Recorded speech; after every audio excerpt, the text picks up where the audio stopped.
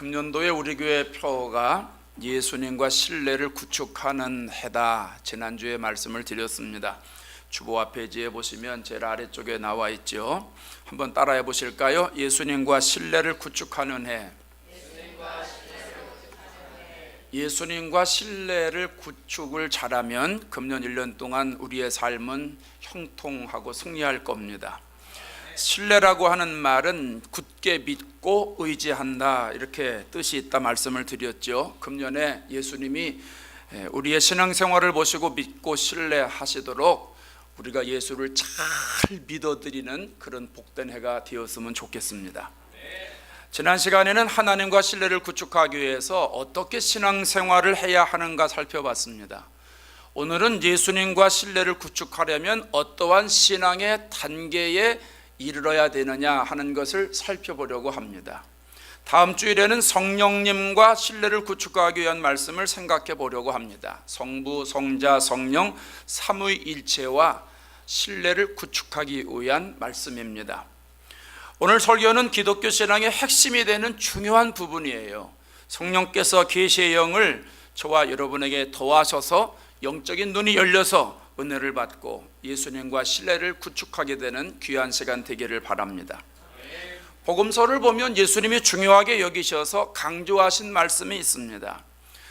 이 부분을 가만히 보면 예수님과 어떻게 신뢰를 구축해야 되는가 하는 걸 알 수 있습니다. 마태복음, 마가복음, 누가복음, 요한복음을 제가 다 살펴보면서 그 중에서 세 가지만 뽑았습니다. 오늘 말씀을 드리려고 합니다. 첫째는 인식의 단계가 있습니다.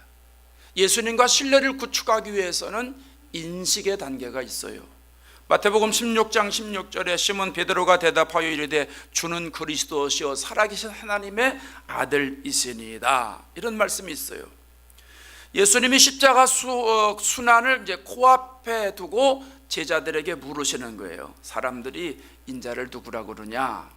인자라고 하는 말은 예수님이 자신을 지칭할 때 종종 사용하셨어요.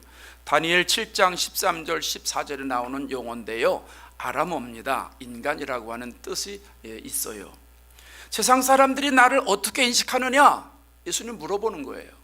제자들이 대답하죠. 어떤 사람은요 세례 요한이라고 그러고요, 어떤 사람은요 엘리야라고 그러고요, 어떤 사람은 에레미야나 선지자 중에 한 사람이라고 말합니다. 예수님을 나쁘게 표현 안 했어요. 세례 요한이 누굽니까? 예수님보다 6개월 먼저 와서 주님의 길을 예비했어요. 회개하라, 천국이 가까웠느니라 외쳤지요. 물로 세례를 줬어요. 그러니까 사람들이 야, 이분이 그리스도인가 보다, 이분이 범상치가 않다, 이분이 그리스도인 것 같다. 그래서 물어보잖아요. 내가 누구냐? 너 그리스도냐? 세례 요한이 아니라고 그러죠.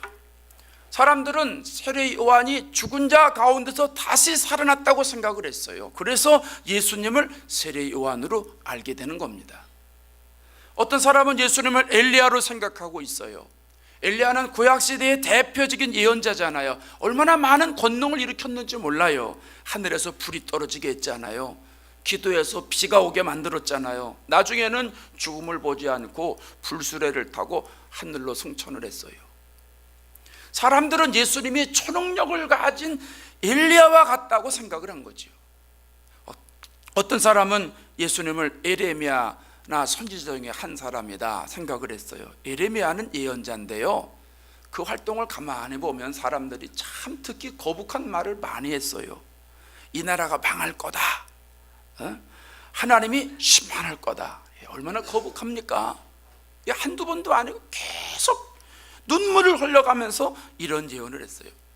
예수님이 오셔서 예루살렘 성전을 보고 돌 위에 돌 하나도 남김없이 전부 다 무너질 것이다, 이런 말씀했잖아요. 망한다는 거죠. 예수님의 예언이 예레미야하고 비슷하니까 야, 이분 예레미야인가 보다, 이래 생각했다는 겁니다. 예수님이 이 대답을 들으시고 마음이 편치 않아요. 왜냐하면 잘못 알고 있어요. 예수님에 대한 인식이 잘못되어 있어요. 그래서 제자들에게 방향을 돌리는 거예요.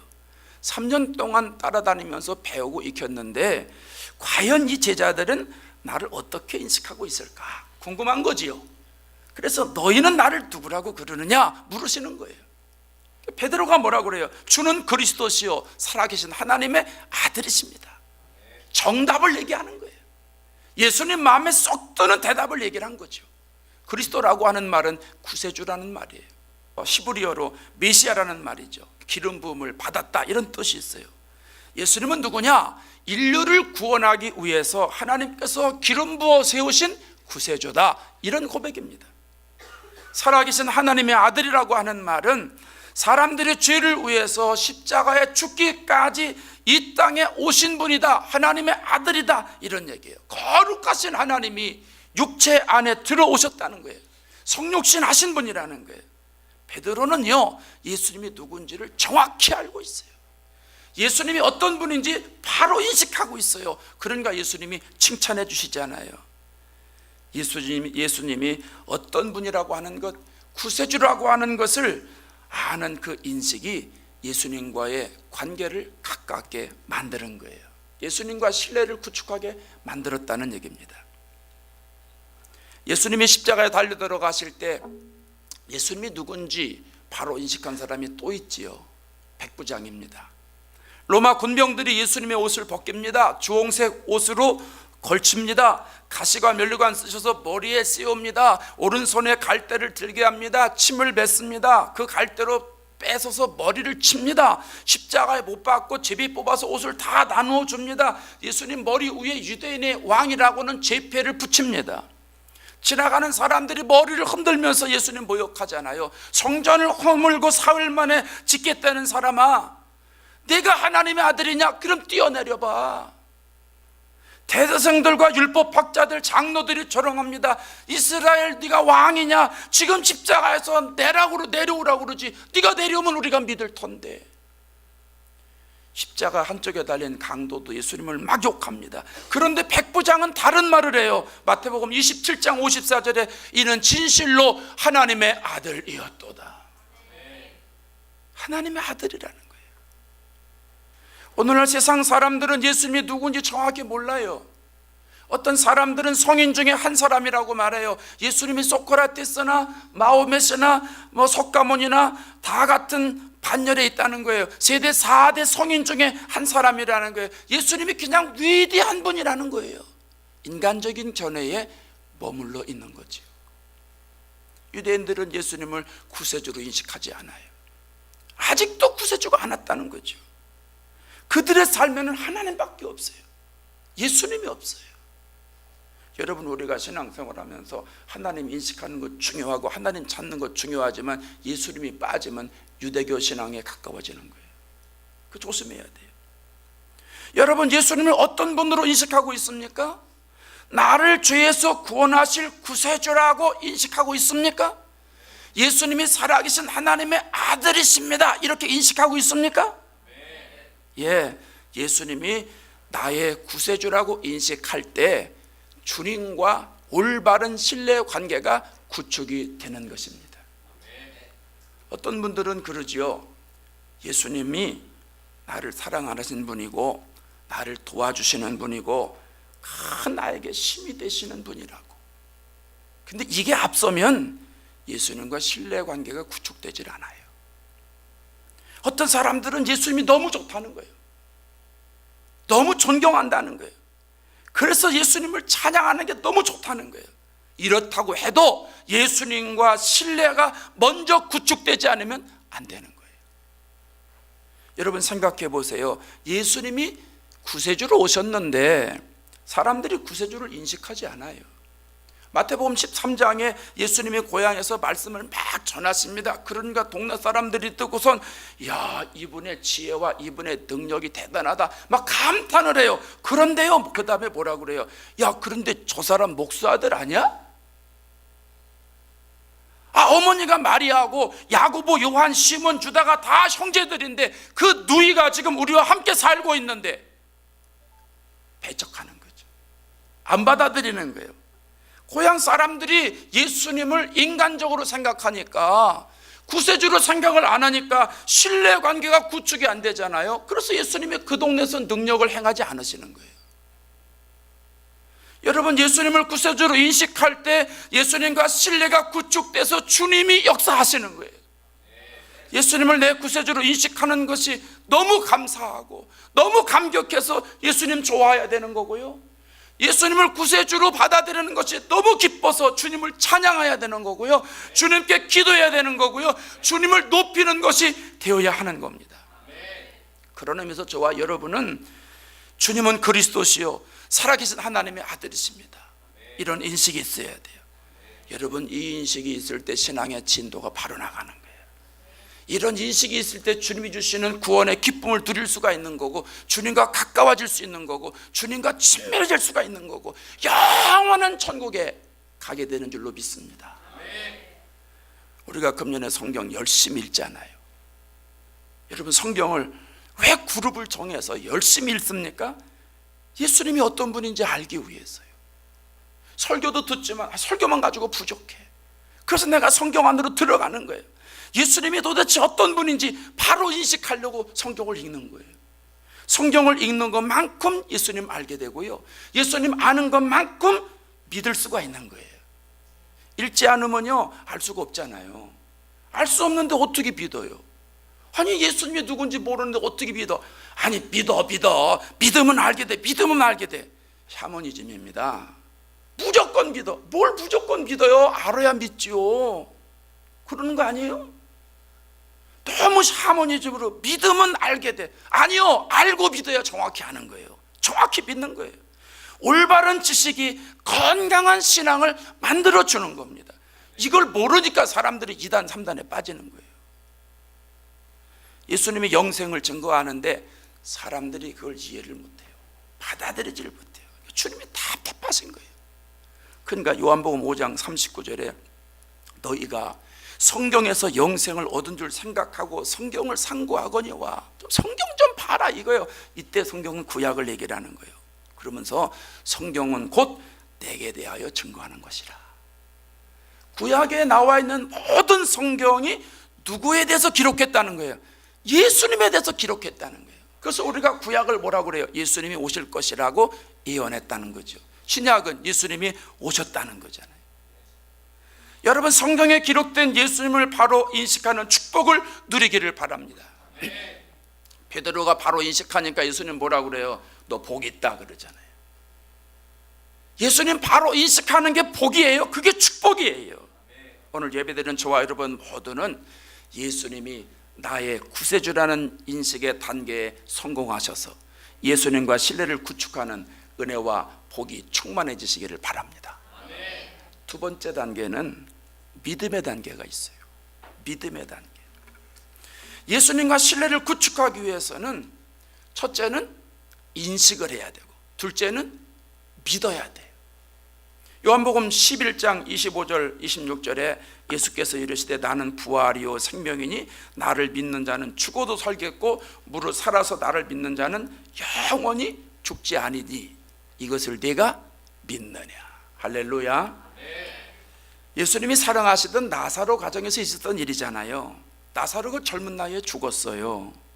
예수님이 찾아가셔서 마리아에게 위로해 주시면서 소망을 주시는 거예요. 나는 부활이요 생명이니까. 예수님이 생명을 주러 오셨다는 거예요. 나를 믿는 자는 살고, 예수님 믿으면 육신이 죽어도 산다는 거예요. 살아서 나 믿으면 영원히 죽지 않는 거야. 육신이 있을 때 믿으면 영생을 얻는 거야. 이러면서 말씀을 하는 거예요. 그러면서 예수님이 마르다의 신앙을 이제 확인해 보시는 거예요. 그런데 이걸 내가 믿느냐 이거예요. 이걸 믿느냐 이거예요. 시인하느냐 하는 거예요. 그러니까 마르다가 뭐라 그래요? 주여 그러합니다. 그럼요. 믿고 말고요. 주는 그리스도시요 세상에 오시는 하나님의 아들인 줄을 내가 믿습니다. 이 믿음이 예수님과의 신뢰관계가 구축이 되니까 예수님이 나사로를 살리시는 거예요. 성경을 여러분 쫙 펴보면 예수님의 믿음을 굉장히 강조하세요. 맹인들이 예수님께 말하잖아요. 다윗의 자손이여 나를 불쌍히 여기소서. 예수님이 그들에게 뭐라고 그래요? 내가 너희들이 요구하는 거 할 수 있다고 믿느냐? 맹인들이 믿는다고 그래요. 그럼 네 믿음대로 되라. 그리고 치료해 주시는 거예요.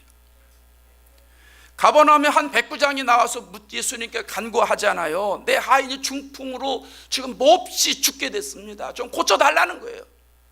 그럼 예수님이 그럼 내가 가겠다고, 가시자고. 그러니까 저 백부장이 예수님 갈 거 없어요. 여기서 말씀만 하세요. 권능 있고 능력 있는 분인데 굳이 우리 집에 오실 거 없어요. 말씀만 하셔도 내 종이 낫겠습니다. 그 예수님이 그 믿음에 감복하시는 거예요. 그러고선 즉시 고쳐주시잖아요. 어떤 사람들은 예수님 믿을 때 다른 말 하면 예수님 되는 줄 알아요. 아니에요. 예수님을 구세주로 믿을 때 문제가 해결되는 거예요. 그래서 예수님이 뭐라고 그래요? 내 믿음대로 될지어다. 내 믿음이 너를 구원하였느니라. 이스라엘 중에 이만한 믿음을 보지 못하였느니라 말씀하는 거예요. 의사가요, 환자의 환부만 보듯이 예수님은 사람들의 믿음만 보시는 거예요. 여러분은 예수님이 어떤 분으로 받아들이세요? 예수님을 어떤 분으로 믿고 있어요? 요한복음 3장 16절에 하나님이 세상을 이처럼 사랑하사 독생자를 주셨으니 따라합시다. 이는 그를 믿는 자마다, 이는 그를 믿는 자마다 멸망치 않고 영생을 얻게 하려 하십니다. 예수 믿으면 영생을 얻습니다. 사도행전 16장 31절에 주 예수를 믿어라. 그러면 너와 네 집이 구원을 받으리라. 예수 믿으면 구원받습니다. 할렐루야. 어떤 사람은 예수 믿으면 예수님과 신뢰관계가 구축된다고 그러니까 믿기는 믿어요. 믿음이 참 좋아요. 근데 자기 스타일로 믿어요. 자기 생각으로 믿어요. 자기 관념으로 믿어요. 자기 경험으로, 자기 신념으로. 아니에요. 예수님이 원하시는 대로 믿어야 돼요.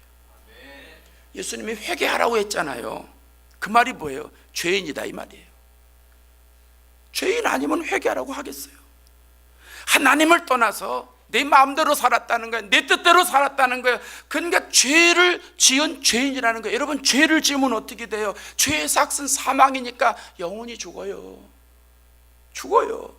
그래서 하나님이 죄인을 살리기 위해서 사람으로 이 땅에 오신 거예요. 십자가에서 물과 피를 다 쏟으시면서 그 피값을 지불하고 우리를 살리시는 거예요. 이걸 믿으라는 거예요. 예수님이 우리를 살리시기 위해서 피값을 쏟고 피를 토해서 피값으로 지불하고 우리를 살리셨는데 이걸 믿으라는 거예요. 이럴 때 주님과의 관계가 바로 된다는 거예요. 주님과의 신뢰가 바로 구축이 된다는 거예요. 이 믿음의 분량을 채울 때, 주님이 우리에게 요구하시는 믿음의 분량을 채울 때 주님이 역사하신다는 거예요. 보세요. 가나 혼인잔치집에 포도주가 떨어졌잖아요. 그 예수님이 종들에게 얘기를 해요. 빈 항아리 아구까지 채워라. 물로 채우라는 거예요. 종들이 아구까지 채워요. 이제는 떠다가 연회장 갖다 줘라. 종들이 갖다 줍니다. 주님이 요구하시는 믿음의 분량대로 종들이 계속 따라가는 거예요. 그 믿음의 분량을 채우니까 주님이 역사하잖아요. 처음에 나온 포도주보다 나중에 나온 포도주가 더 맛있다는 거예요. 여러분, 만일 주님이 원하시는 믿음의 분량에 도달하지 못하면 예수님의 역사가 일어나지 않는 거예요. 예수님을 바로 인식하고 있지 않거나 또 믿음이 없거나 또 인식하는 단계에 머물러 있어서 인간적인 생각과 관념에 사로잡혀 있다면 예수님 역사하지 않는 거예요. 영적인 세계에 들어가지 않고 여전히 육신적인 세계에, 예수님의 생각에 들어가지 않고 여전히 내 생각에 사로잡혀서 추구하는 단계가 있다면 주님과의 관계가 구축이 되지 않아서 신뢰가 되지 않기 때문에 주님이 역사하지 않는 거예요. 역사하실 수가 없는 거예요. 지금은 하늘나라에 가셨지만 온누리교회 하용조 목사님이 옛날에 처음에 연예인교회를 개척하셨어요.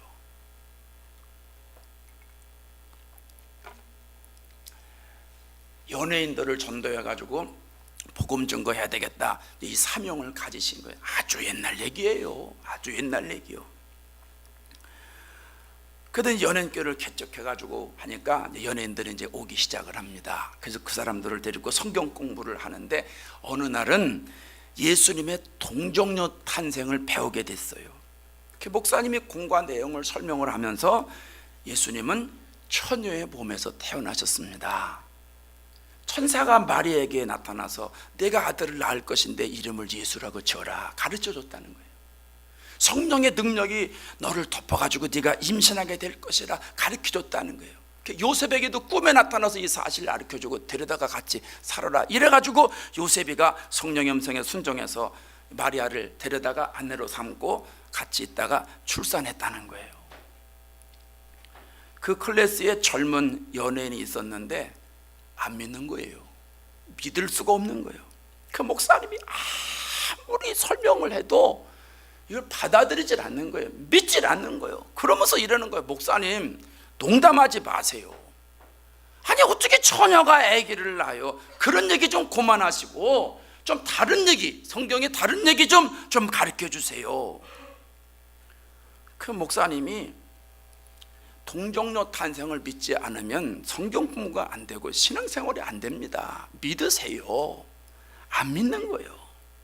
그러면서 이 젊은 연예인이 계속 의문을 제기하는 거예요. 그러니 여러분 성경 공부가 되겠어요? 둘이 논쟁만 하고 있으니 나중에 이제 분위기가 이상해지고 험악해지더라는 거예요. 근데 그 자리에 구봉소 장로님이 계셨어요. 구봉소 장로님은 우리나라 원로 배우입니다. 코미디계의 대부입니다. 금년에 69이신가 뭐 이쯤 되셨습니다. 아주 원로 중에 원로인데 이분이 이제 젊었을 때인데 성경 공부를 하는 모습을 가만히 보다가 도대체 못 참는 거예요. 이 코미디언 성격에 또 못 참는 거예요. 그러다가 벌떡 일어나 가지고 상기된 표정으로 소리를 버럭 지르면서 이렇게 얘기했다는 거예요. 야 임마, 마리아 신랑 요셉이 믿었는데 네가 뭔데 안 믿어? 예? 젊은 사람이니까 이제 야 임마 뭐 이러셨겠죠. 친하니까 그랬겠죠. 예. 예수님의 동정녀 탄생을 가장 믿기 힘든 사람이 누구예요? 마리아죠. 또 요셉이잖아요. 근데 당사자도 믿고 신랑도 믿는데 제3자가 왜 안 믿어요? 이 말입니다. 여러분, 인류 역사에 얼마나 위대한 많은 사람들이 예수님을 믿었는 줄 아세요? 내가 뭐라고 안 믿어요? 나보다 똑똑하고 명석하고 지혜가 있는 사람들이 얼마나 많은 사람들이 예수 믿고 구원받았는데, 천재라는 사람들도 예수 믿고 구원받았는데 내가 뭐 대단한 사람이라고 예수를 안 믿어요. 여러분은 예수님이 나의 죄를 구원하시기 위해서 오신 구세주라는 사실이 믿어지세요? 그게 정말 믿어지세요? 여러분은 구원받은 사람이에요. 신실한 그리스도인들이에요. 축하드립니다. 축하드립니다. 혹시 여러분 중에 아직도 인식은 하고 있는데, 배워서 알고는 있는데, 들어서 알고는 있는데 예수님의 구세주라는 사실이 믿어지지 않는다면 우리 감리교회 존 위슬리의 표현대로 almost Christian입니다. almost Christian. 그러나 오늘 이 시간에 예수님은 내 구세주입니다. 내 죄를 구원하기 위해서 이 땅에 오신 분입니다. 이 사실을 인식하고 내가 받아들여서 내가 믿음으로 고백하면 여러분은 정말 그리스도인입니다. 리얼 크리스찬입니다. 오늘 예배드린 저와 여러분, 나는 하나님을 떠난 죄인이라는 걸 인식하시고 예수님이 내 구세주라고 하는 그 믿는 믿음의 축복을 누리시기를 바랍니다. 예수님이 원하시는 건 이거예요. 예수님이 제일 좋아하시는 게 이거예요. 그렇기 때문에 이걸 고백하는 사람은 예수님과 신뢰관계가 확실히 구축돼 가지고 주님이 필요하실 때마다 우리들에게 역사하시는 줄로 믿습니다. 이 축복을 누리시기 바랍니다. 세 번째로는 따름의 단계가 있어요. 예수님과 신뢰를 구축하기 위해서 따라다니는 단계가 있다는 거예요. 마가복음 1장 17절 18절에 예수께서 이르시되 나를 따라오라 내가 너희로 사람을 낚는 어부가 되리라 하시니 곧 그물을 버려두고 따르니라. 오늘 본문은요 시몬 안드레에게 하신 말씀이에요. 시몬 안드레, 시몬과 안드레 둘이 형제잖아요. 형제가 바다에서 그물을 깁는 걸 예수님 보세요. 가셔서 나를 따라오라 사람 낚는 어부 되게 할 거다. 그냥 따라오는 거예요. 그 다음에 야고보와 요한도 보니까 그물을 내리는 거예요. 예수님이 가서 똑같은 얘기를 하세요. 나를 따라오너라. 그러니까 야고보 요한도 그냥 따라가요. 이 야고보 요한이 형제인데요 그의 부친이 상당한 재력가예요. 물질이 많아요. 그런데 아버지와 품꾼들과 배를 버려두고 예수님을 따라갔다. 성경은 이렇게 기록합니다. 복음서에 보면 예수님이 제자들을 부르실 때 동일한 말씀하잖아요. 나를 따라오너라, 나를 따라오너라. 그래서 안드레도 따라갑니다. 마태도 따라갑니다. 그 12 제자들이 다 주님을 따라가는 거예요. 제자들은요 예수님 말씀에 그냥 순종합니다. 내 상황이 지금 이런데요, 내가 지금 몸이 이런데요, 환경이 지금 이런데요, 여기에 얽매이질 않아요. 예수님 따라가면 나에게 얼마나 이익이 있을까? 예수님 따라가면 내 인생이 앞으로 어떻게 달라질까? 얼마나 성공할까? 이런 손익계산을 절대로 하지 않는 거예요. 지금 현재 어떤 사람은 부러운 지위에 있습니다. 만족할 만한 지위에 있고 사람들에게 존경받을 만한 그런 지위에 있는데도 예수님 말씀하니까 그냥 따라가는 거예요. 예수님을 그냥 따라가니까 예수님과의 신뢰관계가 구축이 돼서 예수님이 복음을 해서 마음껏 쓰시잖아요. 사도 바울도 예수님을 따라가잖아요. 다메섹으로 가다가 예수님을 만난 이후에 한눈 팔지 않아요. 예수님께 집중합니다. 사도 바울이 얼마나 대단한 사람입니까? 아브라함의 후손이고요 베냐민 지파라고 그랬잖아요. 왕족이에요. 왕족 11인 중에 11인이에요. 순수혈통이고요 율법을 철저하게 지키는 사람이고요 바리새인 중에 바리새인이고 당대의 최고의 선생인 가말리엘에게서 배웠단 말입니다. 그러니까 이 사도 바울은 가정적으로 봐도 그렇고 지식적으로 봐도 그렇고 성품적으로 봐도 그렇고 출생적으로 봐도 그렇고 학문적으로 봐도 그렇고 모든 부분에서 부족함이 없는 사람이에요. 정말 탁월한 사람이에요. 천재 중에 천재예요. 근데 주님이 부르니까 모든 거 내려놓고 버려두고 따라갔다는 거예요. 따름의 단계에 있었다는 거죠. 이제까지 쌓아놓던 업적, 명예, 가치 모든 걸 다 내려놓고 주님을 따라갔다는 거예요. 빌립보서 3장 8절에 모든 것을 해로 여기면 이 모든 게 뭐예요? 그동안 자기가 쌓아놨던 것, 제가 이제까지 말씀드렸던 이 모든 것이에요. 그걸 다 해로 여겼다는 거예요. 이유가 어디 있어요? 내 주 그리스도 예수를 아는 지식이 가장 고상함이니라. 예수님 때문에 버렸다는 거예요. 예수님 때문에 내려놨다는 거예요. 그러면서 내가 그를 위하여, 예수님을 위하여 모든 것을 버리고 배설물로 여겼다는 거예요. 보통 사람들은 사도 바울이 버렸던 그 배설물과 같은 걸 때문에 예수님 따라가지 못하잖아요. 그 썩어 빠질 거, 세상 야욕, 세상 욕심, 그 사도 바울은 배설물을 내려놨는데 거기에 그냥 배설물 같은 거에 사로잡혀가지고 예수님을 못 따라가요. 근데 사도 바울은 다 버리고 따라가는 거예요. 예수님 부르심에 응답해서 따라가는 거예요. 따라가니까 예수님과 신뢰관계가 구축이 되잖아요. 그러니까 예수님이 사도 바울을 통해서 전 세계의 이방인에게 복음을 증거하도록 역사하시지 않습니까? 여러분, 금년 한 해 동안 예수님과 신뢰를 구축하기 원하시지요? 예수님 따라가시면 돼요. 예수님으로부터 큰 능력을 얻어서 좀 승리하기를 원하고 형통하기를 원하시잖아요. 비결 없어요. 예수님 따라가면 되는 거예요. 그냥 따라가면 되는 거예요. 따라가다 보면요 예수님 가치관으로 나도 모르게 바뀌어지는 거예요. 예수님 정신으로 나도 모르게 부장이 되는 거예요. 예수님과 코드가 맞아지게 되는 거예요. 그래서 언제부터인지 내 입에서 예수님의 말이 나오고 예수님의 자세가 나오고 예수님의 가치가 가다듬어지고 예수님의 행동이 나에게서 그대로 나오는 거예요. 예수님이 하셨던 것들을 내가 재현하게 되는 거예요. 얼마나 귀한 축복입니까? 기가 막힌 일 아니겠습니까? 저는 우리 성도들이 이전의 세상적인 가치관들 전부 청산하고 예수님 따라가는 신앙으로 성장했으면 좋겠어요. 에베소서 4장 22절에 너희는 유혹의 욕심을 따라 썩어져가는 구습을 쫓는 옛사람을 벗어버리라고 그랬어요.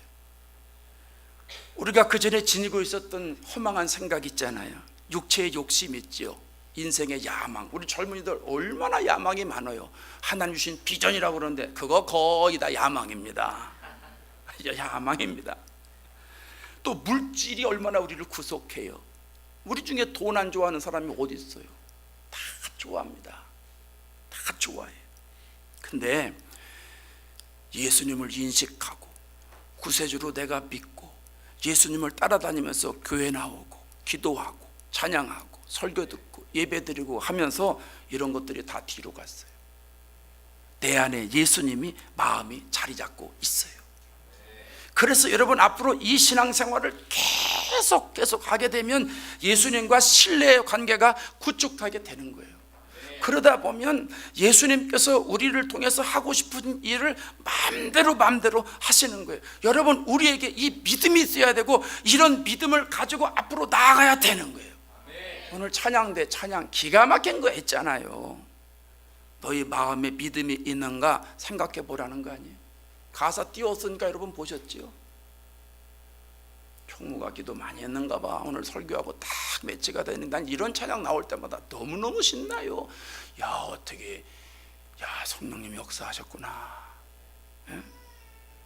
그냥 설교 내용을 그냥 딱 엑기스로 담아가서 찬양을 쫙 했잖아요. 오늘. 난 오늘 소름 끼쳤어요. 찬양 들으면서 너무 감동돼서 적어왔잖아. 이렇게 그냥 여기서 있으면서 하나님이 역사하시도록 믿음을 보여라. 뭐 믿음의 능력이 있으니 믿음 위에 굳게 서라. 세상에 감당치 못할 믿음을 가져라. 찬양대 이게 오늘 가사잖아. 그죠? 이 믿음 우리가 갖고 주님을 따라가야 된다는 거죠. 옛날에 러시아가 소련이었을 때 최초로 우주비행사라는 이 우주비행사가 가가린이라는 사람이 있었어요. 유유 가가린이라는 사람이 있는데 우주를 이제 여행하고서 한 바퀴 돌고선 내려와 가지고 하는 말이 내가 하늘에 올라가 보니까 하나님은 보이지도 않더라. 하나님 없더라. 이런 말을 했어요. 이 말을 들은 소련의 러시아의 동방정교회 사제 중에 한 사람이 이런 말을 했어요. 당신이 땅에서 하나님을 보지 못했다면 하늘에 올라간다 할지라도 하나님을 볼 수가 없는 거다. 기가 막힌 말이에요. 이 땅에서 예수님을 보지 못했다면 천국에 가도 예수님 볼 수 없다는 얘기예요. 물론 이 땅에서 예수님 보지 못했으면 천국 못 가지요. 오늘 여러분은 예수님을 어떤 분으로 믿으세요?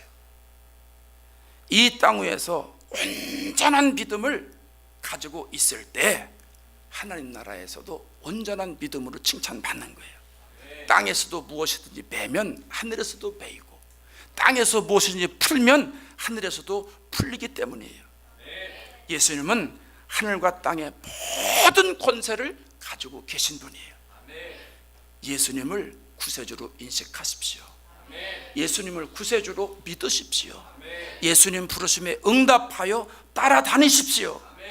예수님이 주시는 능력과 권능을 여러분이 얻으실 겁니다. 2015년도에 주님과 실성을 구축하기 위해서 우리가 이런 신앙생활을 통해서 예수님께 인정받고 복음을 위해서 값지게 쓰임받는 축복을 누리시기를 주의 이름으로 축원합니다. 기도하겠습니다.